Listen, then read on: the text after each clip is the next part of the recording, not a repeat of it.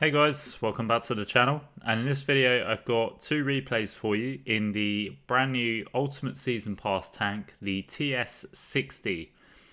So what is this? This is a American premium Tier 9 tank destroyer, and it's available in the Ultimate Season Pass. 6,000 gold to get it in the store. It's out now. Most people will have no doubt already bought this. But you know, if you haven't, if you're sort of unsure, you're on the fence, then what we'll do is we'll go into this and we'll talk about, you know, stats and then look at the gameplay. So having a look at the stats, this is how I've got mine set up, and you've got top forward speed of 35 kilometers an hour with reverse speed of 12. You've got 1900 hit points.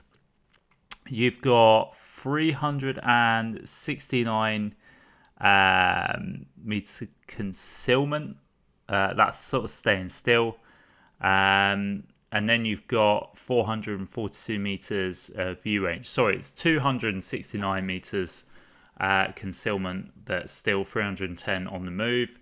The gun you've got is a 120mm gun, so you've got 20 degrees of elevation, 7 degrees of gun depression. You've got 6.71 reload time with accuracy at 0.34.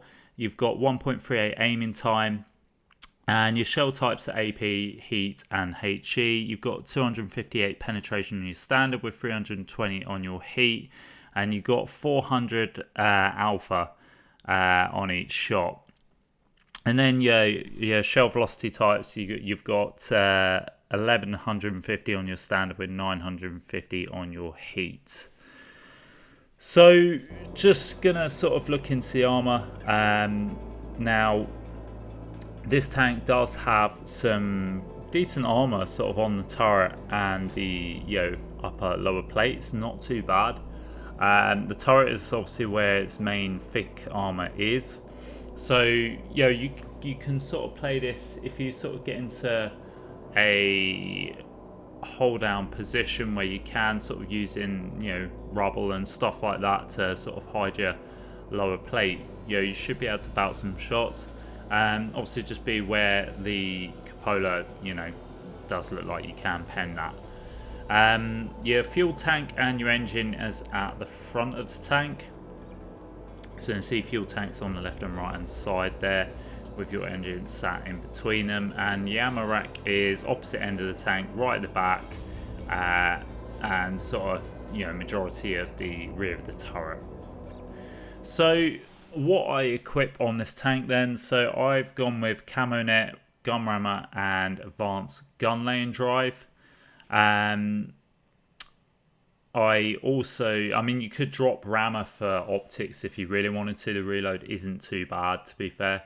Perk wise, I've got ball leader, rapid reload, 6%, steady aim, situational awareness, muffled shot, snapshot, camouflage expertise. For my final shot, do you know what? I'd actually go with off-road driving. I do something to just sort of improve the mobility a little bit. And we'll sort of go into the gameplay and you'll sort of see what I mean in terms of the mobility. So the first map here on El Alamein, we're bottom tier, and yeah, it's on encounter mode as well. There's no artillery, there's 2 light tanks, and there's about 5 tank destroyers in total. So yeah, my initial sort of thoughts was I was going to sort of go up into the middle here, and just sort of get into a position where I can sort of get shots on either side, because it's encounter mode. Kind of expecting them to play quite defensive because they're sort of on the ridge lines there. It's usually how it kind of pans out. People get a bit campy on the other side there. So sort of I'm going to come up to this middle ridge here, this position where I might be able to get shots on either side. CSE 100's going a bit rogue in the middle here. Now the reload time on this tank is actually, it's really quite good. It sort of feels quite nice and quick for a tank destroyer. So yeah, it's sort of just over 6 seconds for 400 alpha roughly, I don't think is too bad. You can see there we've just managed to bounce a shell off the E100. I'm not sure if that hit my turret or upper plate, but yeah, like I say, this tank is capable of bouncing around, so we've just bounced another one there, and we just got sort of shot into that T-62A, sorry, shut him down for our first kill. Yeah, aesthetically, this tank actually looks quite decent. It's quite nice looking. I like the little D-Day additions as well, sort of the insignia on the side of the turrets there, and the Pistoin sign that's sort of crumpled on top of the upper plate there, on top of the hull. It's quite a nice touch. We've got some shots into that Object 705A there. We put him, we trapped him in place. We get a shot again, breaking his engine, and this is a nice thing. Sort of, you know, that nice quick reload enables us to sort of keep that guy in place, and we can just sort of get him shut down and try and get a shot on the RU there. I think I would have missed if it wasn't for our friendly Batchat pushing him into fire there. So yeah, cheers Batchat for the gentle nudge there, pushing that RU into our shot. He then gets taken out after we track him in place. Now the 114 came up, so we're going to try and trap that guy in place. Unfortunately, we do pen, but we don't get him trapped in place. We're taking shots from that ridge there, so I'm just trying to pull back and angling the tank as well. So maximising the, maximising the most that I can get out of the armour. As it's angled, it is more likely to bounce. I was going to try and see if we get a shot on that E100. I thought he was going to push out, but he's playing a bit coy there, and yeah, he's backing off. I've also got to be careful because that, you know, I don't know who's on that that ridge there in the rear. So, I didn't want to go getting aggressive and pushing him, because 9 times out of 10 there's people sitting in the back of that ridge and will no doubt get shots into you. Luckily, the Kranvan takes out the E100 there. Murat has just thrown his tank away off the edge of the cliff. Which is the problem with El Alamein. You can, there's a lot of cliffs and steeps that you can fall off if you're not careful. So numbers are, sort of, it's quite a level game. But we're just seeing this T-30 just gone undetected, but we managed to sneak a shot in there. Now I'm sort of just seeing what we've got crossing, and see this enemy tank destroyer. Is it tank destroyer? No, Arachnid, sorry. Making his way out into the middle of the field. We're going to try and get as many shots in as we can, but he goes undetected. I thought I could get a shot into that waffle there, but unfortunately he just gets out just in time. I was going to go in for the Arachnid, but then I see the T-30 again out in the open, so I'm going to get a shot into him. I could have possibly actually stayed focused in on that spot, and I may well have been able to have got another shot into that T-30 on a blind hit, but I wasn't going to bother. I sort of thought I could potentially have sort of gone into that Arachnid, but I've decided not to. I thought I don't want to sort of be too hasty. Again, I don't really know what's back there, so I don't want to go sort of rushing in and throwing my tank away potentially by sort of missing. Not like I say, just throwing my tank away by sort of getting involved and putting myself in a situation where I can't get out of it. But the numbers, dwindling down to 5 now, 5v5. I was going to go and try and get a shot there, but our Kron is just absolutely cleaning up.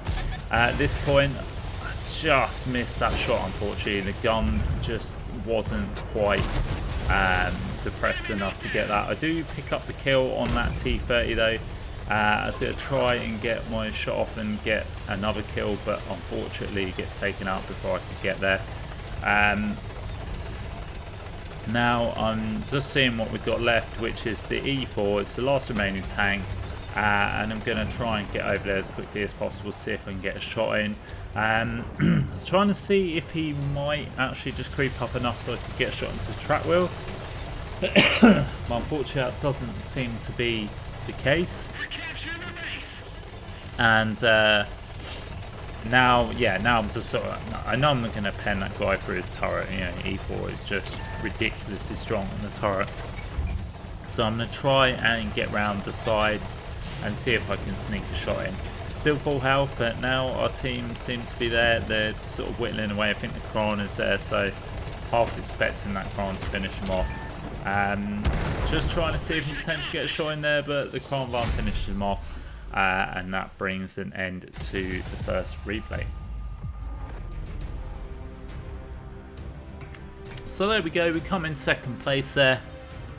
We got 3 kills, just under 3.4k damage.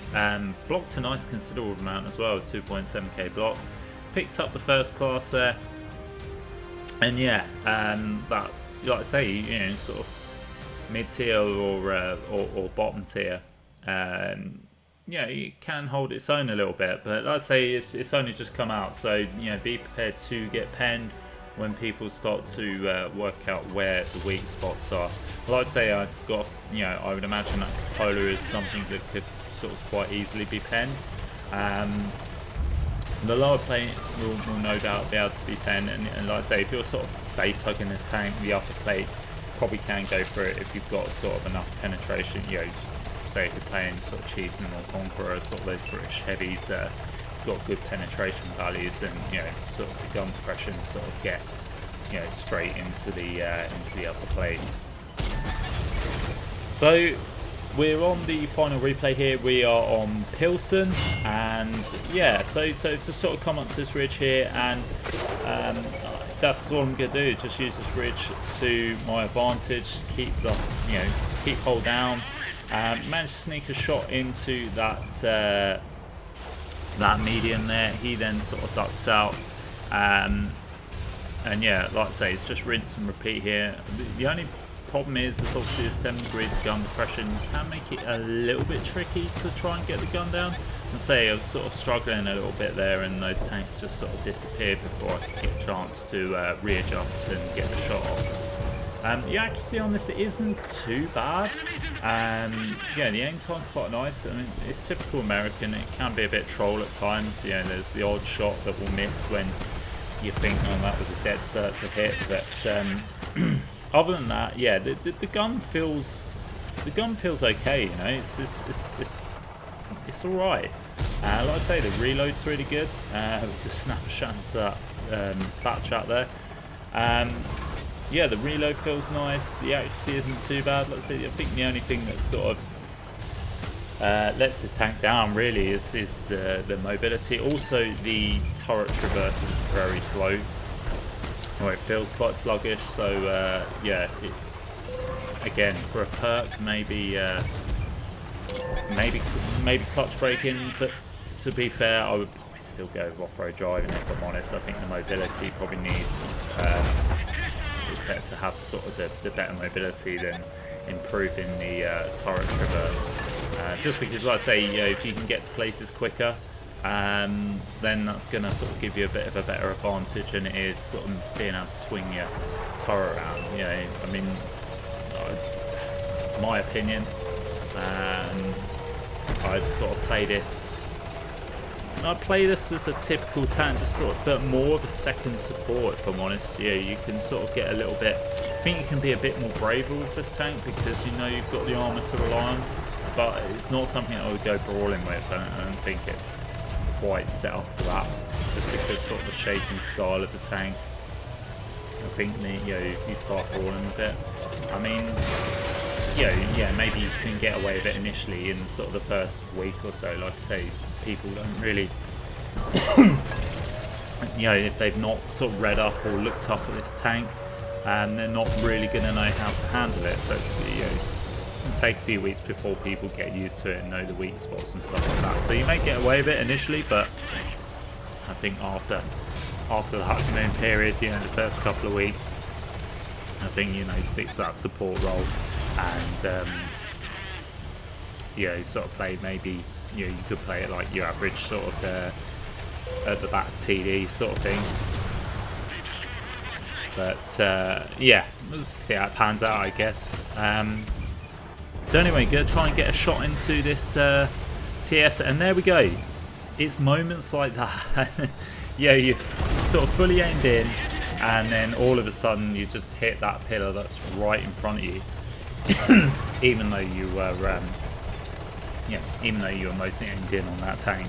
So it's moments like that. You know, it's just typical American. You know, slightly, a light trollish moment there from the American tanks. But yeah, we managed to get rid of that TS-60. We had plenty of hit points to trade, so it wasn't the end of the world. We had some to spare, but it's just a bit frustrating, really. I was quite annoyed at that because I would have liked to just, he was a one shot, and yet he managed to get, 2 shots into us basically for free. Yeah, it's quite frustrating, really. But we got rid of him, and now we're just sort of, I'm weighing up my options here, and I'm sort of working out, is it safe to cross? At this point I'm thinking I kind of want to get across and start mopping up the rest of this damage here. There's a lot of one shots here, or 2 shots at the most. So I've made this decision. I'm going to cross, and sort of confident that there wasn't anything sort of camping about there that was going to cause us issues. Then we run into this Concept 1B, but fortunately for me, it looks like he is AFK. So gonna quickly finish that guy off. We can see artillery's coming around there. Need to be careful of him because I don't want to catch a shot off that guy, otherwise it's going to hurt. But then this Tiger 2 just rolls up in front of me, so I'm not one to look a gift horse in the mouth, and I'm going to finish that guy off. Then we finish off the TVP. Now I'm looking to see if I can get a shot into this Pershing, which I do. I'm still getting targeted by artillery, but I'm using this wreck to the left of me as a little bit of cover, and it did kind of work. The Pershing gets taken up by our Barask, and now it's just the light tank and the artillery left. I'm just sort of creeping up to try and get the gun down without getting sort of shotgunned by this equalizer. Going for the HE, and I'm just going to rock backwards and forwards here, and get a lovely roll there, getting a really nice shot off onto the top of the equalizer, and then we finish him off there, and it just leaves us the light tank to deal with. And he's all the way over the other side of the map, gets taken up by a friendly Barask, and that brings an end to the replay and the video. So we come top of the board there. We got 6 kills, just over 5.1k damage, and yeah, just that was a nice result to the game. Didn't pick up any assisted, had a little bit of blocked, but yeah, that's it. We got Scoochie medal, which is always nice. Don't really know how, because I'm pretty sure there was only 1 artillery in there, so that must have been a glitch. Yeah. So the tank, basically, is it worth it?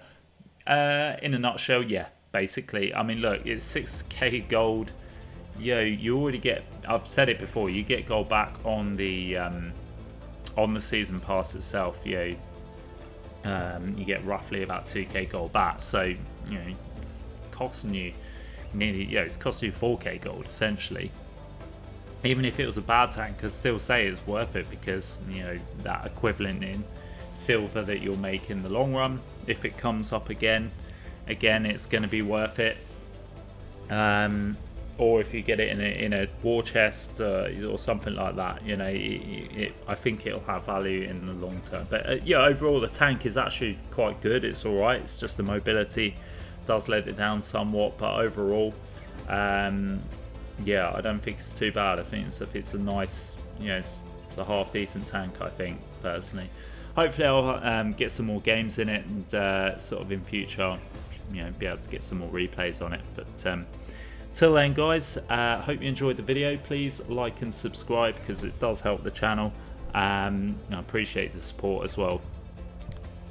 So that's it, guys. Enjoy the day, and I'll catch you next time.